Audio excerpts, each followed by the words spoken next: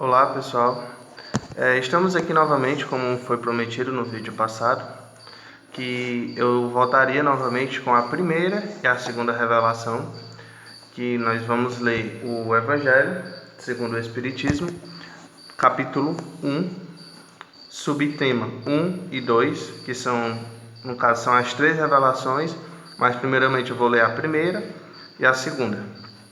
A primeira revelação é: há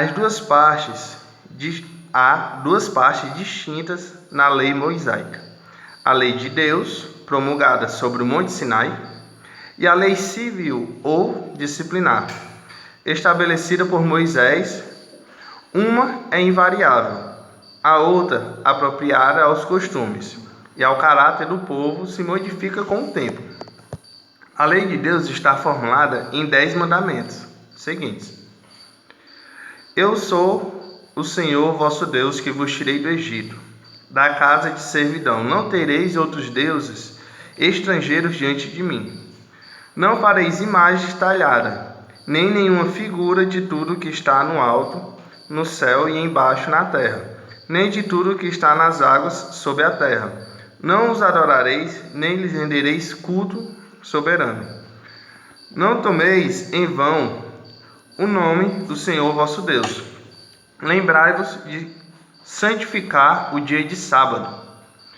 Honrai o vosso pai e a vossa mãe, a fim de viverdes longo tempo na terra, que o Senhor vosso Deus vos dará.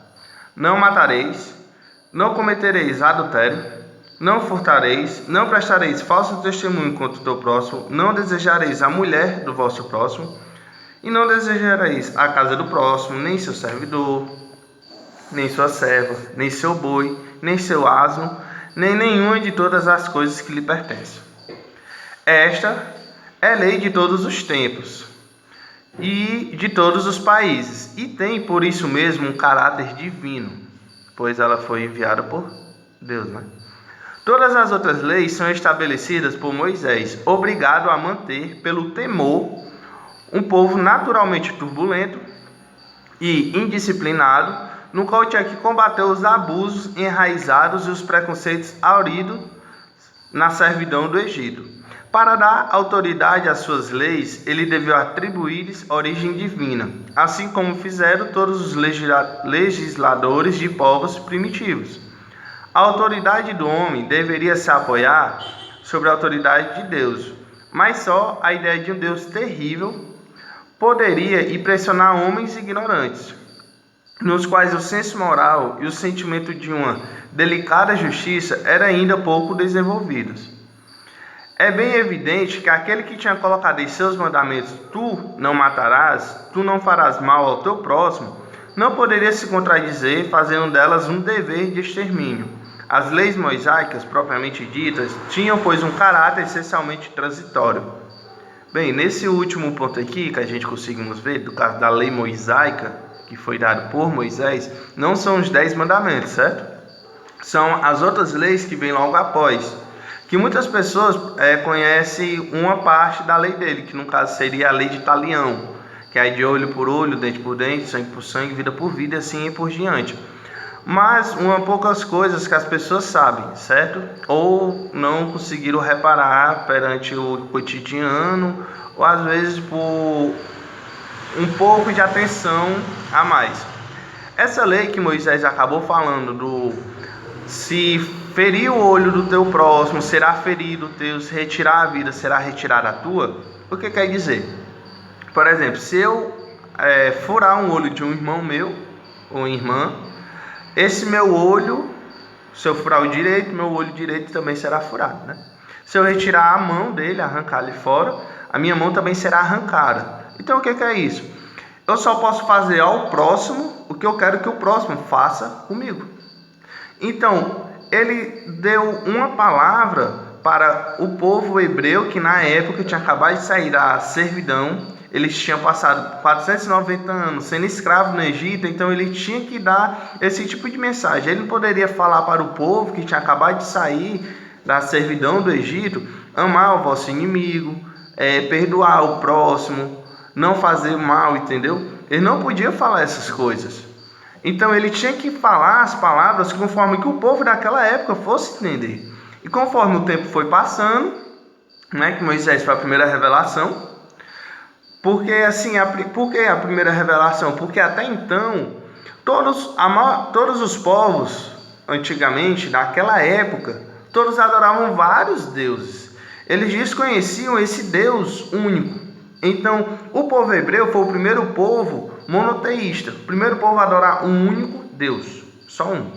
Então, o que é que acaba acontecendo? Ele foi a primeira revelação, para que assim ele pudesse, como é que eu posso dizer,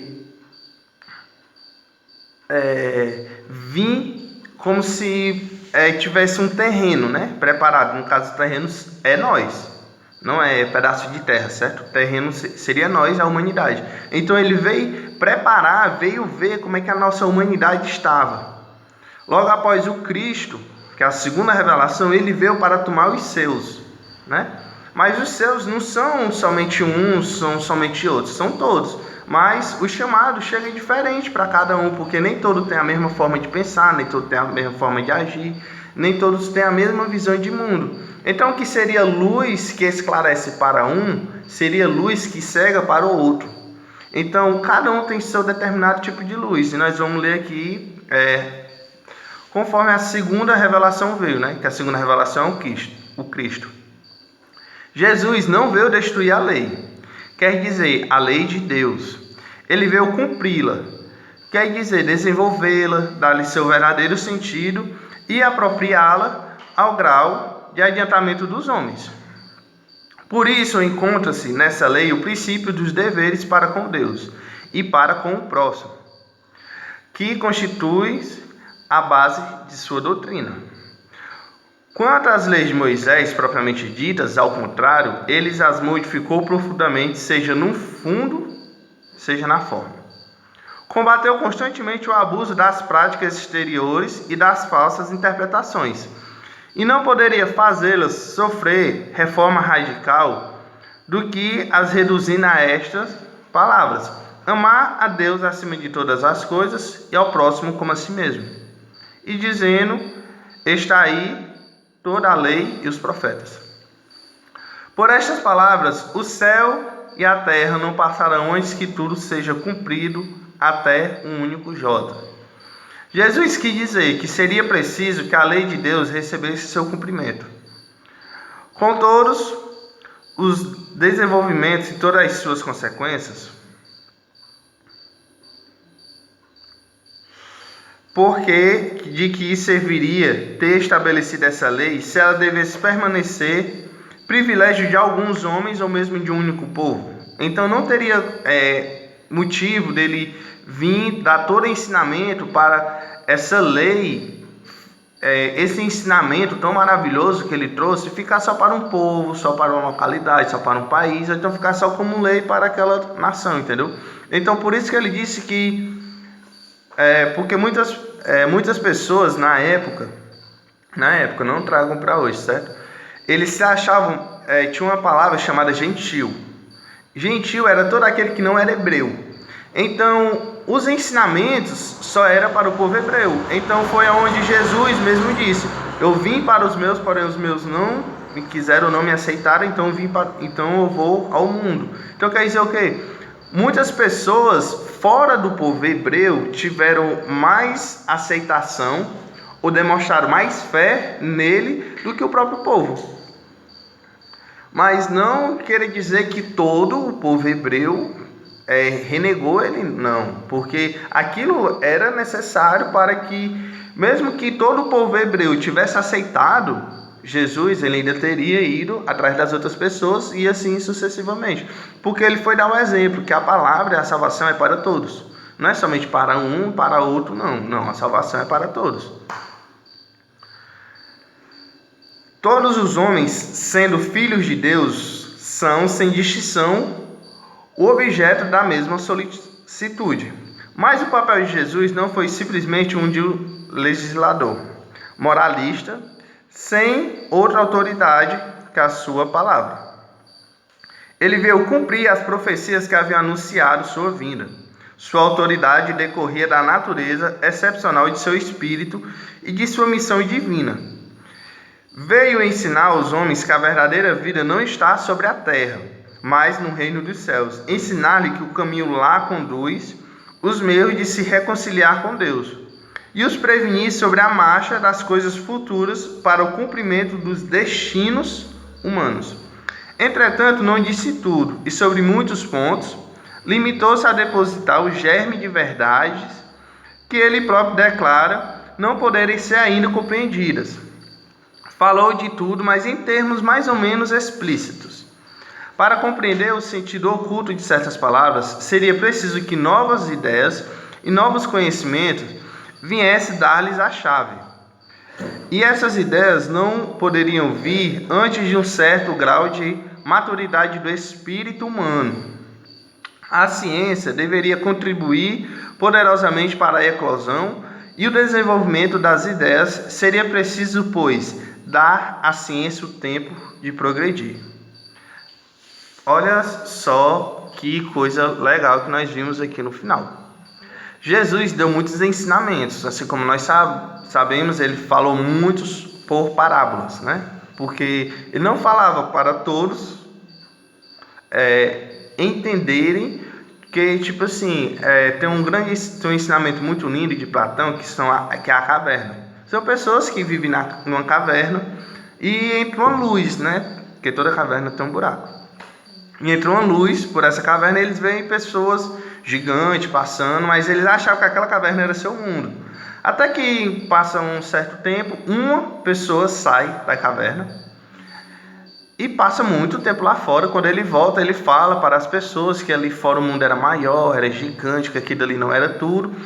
E muitos não acreditam, não querem sair da caverna, querem ficar naquela. E muitos vão com ele. Uns ficam, outros vão. Dos que vão, muitos assim que saem, acaba ficando desnorteado, acaba ficando como se fosse cego, por causa da luz, porque os olhos deles estavam adaptados a pouca luz. Então eles voltam. Os demais continuam. Muitos não se adaptam àquela vida e voltam de novo. Porém, outros ficam. E assim foi a mesma coisa quando Jesus veio falar. Porque se ele fosse dar todo o conhecimento que era necessário, um exemplo, como era que ele ia falar de energia universal se na época não existia energia? Como era que ele ia falar do amor ao próximo se na época o povo estava servindo ou simplesmente seu território foi tomado, né? Porque na época era assim, havia as guerras, um tomava o território do outro, então ficava sob domínio de um império. Então ele não pôde falar tudo, mas ele falou que o reino dele não era da terra, o reino dele era de outro canto. Porém ele não disse o quê? Que era necessário que nós aprendêssemos mais. Não era só religião, mas também ciência. Que a ciência tinha que fazer o homem amadurecer mais um pouco para vir então o complemento do ensinamento que Moisés já tinha trazido. Moisés foi o princípio, né, do grande ensinamento, retirou o povo da escravidão, trouxe os mandamentos universal. O que os mandamentos de Moisés seriam lei civil. O que é a lei civil? As leis que nós temos aqui no Brasil as leis é uma, a lei civil. Nos Estados Unidos a lei é outra, em Argentina a lei é outra, tipo como se fosse leis de região. Porém as leis de Deus é para todo o nosso planeta, para todo o nosso universo. Então o que é que acaba acontecendo? Era necessário que o povo não esquecesse os ensinamentos que o Cristo trouxe, mas também a gente não poderia deixar de mão os ensinamentos que a ciência traria. Então, no próximo vídeo, eu vou estar falando sobre a terceira revelação, certo? E a aliança da ciência e da religião. A importância que as duas têm para a nossa humanidade, para o nosso globo. Ela é muito importante que a ciência e a religião elas andem juntas. Não que um ande para um lado e o outro ande para o outro. Que um desminta o que a outra fala e assim sucessivamente. Mas que as duas caminhem juntas. Certo? Então, se você tiver gostado, não deixe de deixar a sua curtida, certo?